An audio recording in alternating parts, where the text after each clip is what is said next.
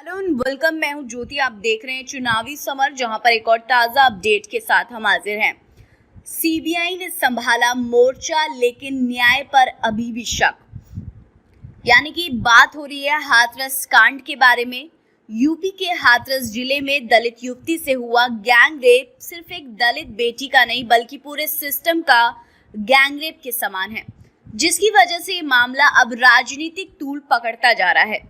एक तरफ पूरे देश में आरोपियों को सख्त सजा दिलाने के लिए देश भर में प्रदर्शन हो रहे हैं, तो वहीं दूसरी ओर राजनीतिक दल यूपी सरकार से तीखे सवाल पूछ रहे हैं, जिसकी वजह से योगी सरकार मुश्किलों में घिरी हुई नजर आ रही है।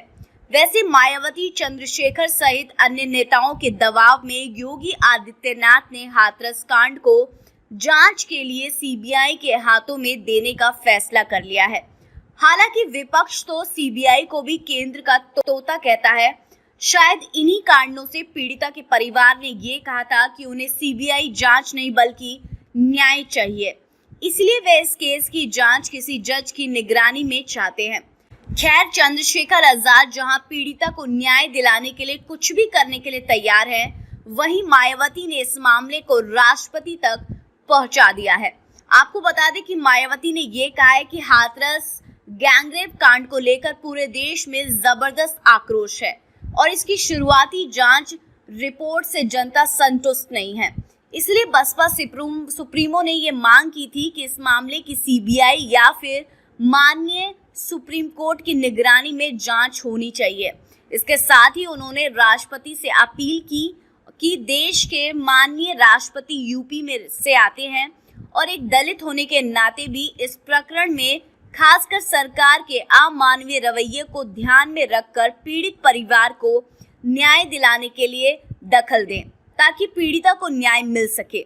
हालांकि चंद्रशेखर और मायावती की कोशिशों से योगी सरकार को मजबूर होकर झुकना पड़ा और उन्होंने मामले को सीबीआई को सौंप दिया। वैसे ये केस पहले ही सुप्रीम कोर्ट पहुंच चुका है। दरअसल देश की सबसे बड़ी अदालत में केस को लेकर एक जनहित याचिका दाखिल की गई है, जिसमें सुप्रीम कोर्ट से मामले में संज्ञान लेने की मांग की गई है। इसके साथ ही इलाहाबाद हाई कोर्ट और राष्ट्रीय मानवाधिकार आयोग पहले से ही योगी सरकार को नोटिस जारी कर चुका है। ऐसे में ना ही योगी सरकार और ना ही सीबीआई के सामने मामले को दबाने का कोई मौका है।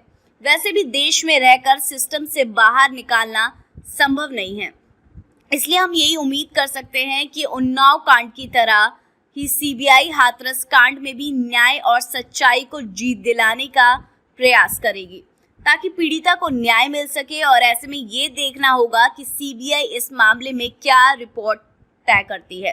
तो इस पर आपकी क्या राय, आप प्लीज कमेंट सेक्शन में लिखकर हमें जरूर बताएं। Thank you so much. Keep watching today's for more news.